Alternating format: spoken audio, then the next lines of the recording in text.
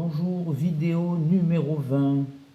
Nous attaquons normalement la semaine consacrée au cycle des quintes. Ça c'est un gros morceau, on va essayer de le traiter avec brio peut-être, on va voir. Donc nous avons dans le cycle des quintes le mot cycle et le mot quinte. Une quinte, on va revoir ce que c'est, mais vous savez tous ce que c'est un intervalle de 6 touches libres entre deux doigts, un intervalle de deux notes avec 6 touches libres entre les doigts. Et le mot cycle vous laisse entendre qu'il va y avoir un peu comme une roue qui tourne, mais justement, les 12 notes théoriques duquel on devra repartir resteront en place, mais c'est le trajet qui va changer. Voilà, comme je vous l'ai marqué ici, ce ne sera plus une succession de notes en notes collées sur une roue où les notes sont les unes à côté des autres par demi-ton sur le cercle. Elles seront placées comme ça, mais elles ne s'enchaîneront pas comme ça, elles vont s'enchaîner dans un trajet qui ira de quinte en quinte, mais pour aller de quinte en quinte, il va falloir que l'on fasse une organisation spatiale de cette roue qui va changer, et on utilisera la gamme unitonique à partir de deux notes de départ, la note T qui est la note du ton et la note C qui est la note de la carte. Alors dans un sens, la gamme unitonique sera utilisée de la gauche vers la droite, le sens normal, et dans l'autre sens, ce sera l'inverse. Alors tout ça est peut-être un peu flou, à part que si on le dessine, je pense que les choses vont s'éclairer. Alors je pourrais être un petit peu précis, j'ai préféré prendre un compas parce que des fois on est un peu juste. Voilà, là je pense que ce sera bon. Parce que bon, je peux tracer un cercle à la main, mais si c'est pas précis, on va être un peu embêté. Donc là, après le reste, vous voyez, ça on le place comme ça sans autre précision supplémentaire. Et effectivement, ici, nous avons à retrouver ce que nous connaissons, c'est-à-dire la succession des 12 notes qui, dans le cas de notre cycle des quintes, ne vont pas être les unes à côté des autres comme cela. Donc, je vous replace les noms que vous connaissez par cœur, le T, le O, le D. Allez, je m'amuse à vous donner la petite phrase mnémotechnique. Il est au docteur BC. Yeah.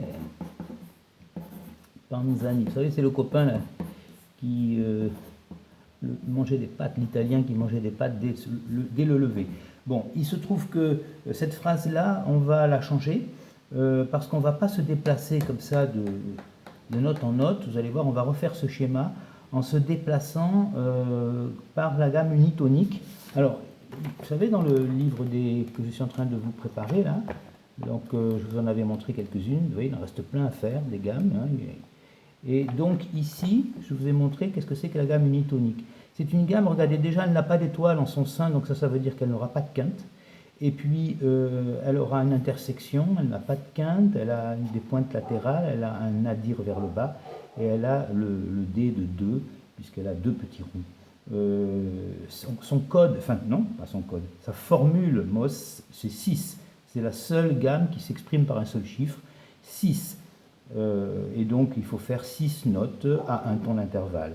Là, je vous ai marqué la petite phrase qui va avec, c'est juste un mot réazuréenne.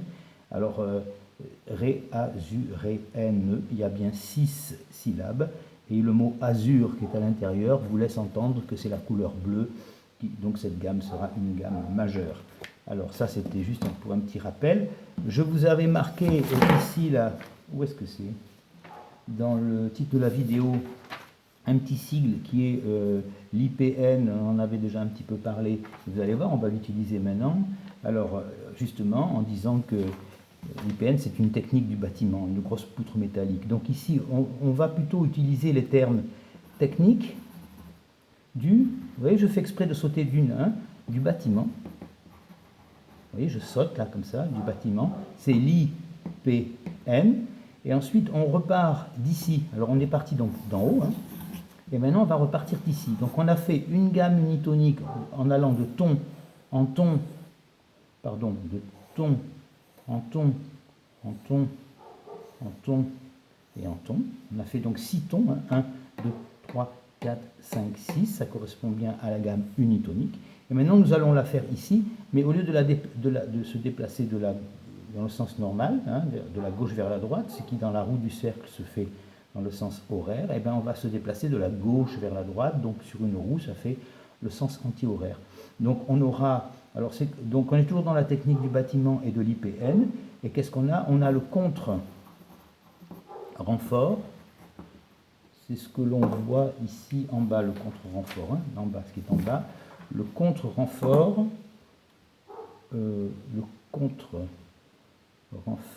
horizontal. Alors là, on fait une faute d'orthographe volontairement. Le contre-renfort horizontal, le H, il saute. Hein. Je prends une hache et je coupe la hache. Voilà, petit truc marrant, donc horizontal. Alors le contre-renfort horizontal pour la zone à étayer. Voilà, on a une zone à étayer, hein, donc avec notre IPN, ici, là. Ça, c'est le contre-renfort horizontal, et ça, ici, c'est la zone à étayer. Et ça, c'est l'IPN. Et l'IPN, c'est une technique du bâtiment. Donc voilà la phrase qui nous permet... Bon, pour l'instant, on pourrait se dire, mais ça ne sert à rien, c'est la même phrase que tout à l'heure. Non, c'est parce que maintenant, on va l'utiliser, vous voyez, en sautant bien.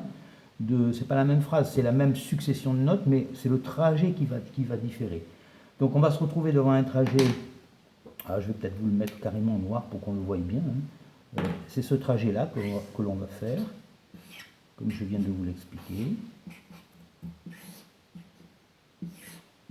Et ensuite, ce trajet-là.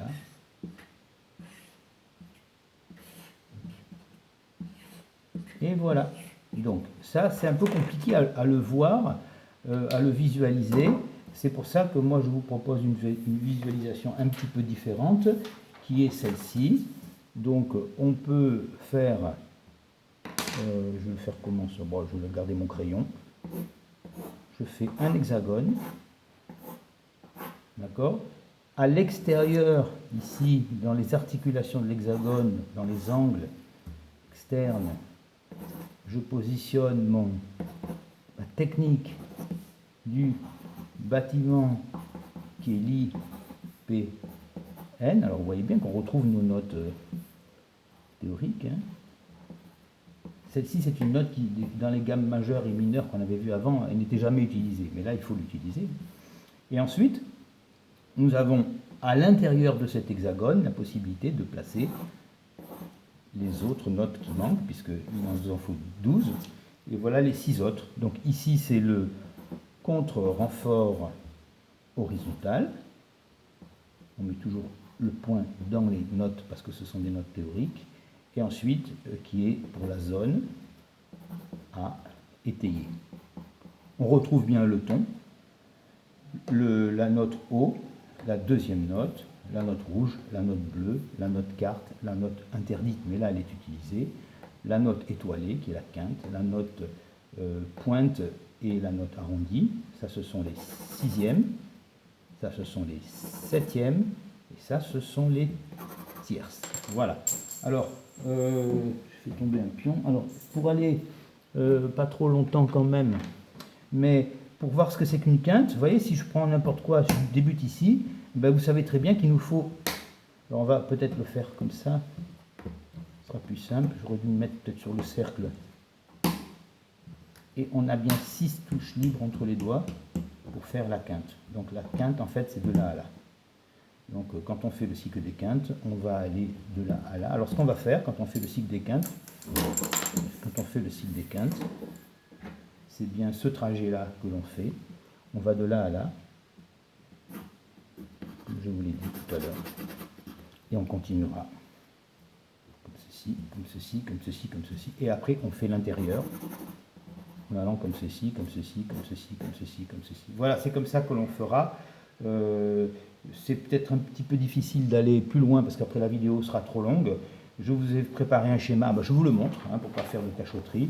Ce schéma ici ne peut pas être défini maintenant, expliqué maintenant, donc je ferai une deuxième vidéo pour expliquer ce schéma qui montre un enroulement comme ça, en colimaçon, hein, comme un escargot, qui nous fait balayer le cycle des quintes pour arriver à toutes les quintes théoriques et toutes les quintes réalisées sur le piano. Donc on les verra en concret et je vous dis à bientôt.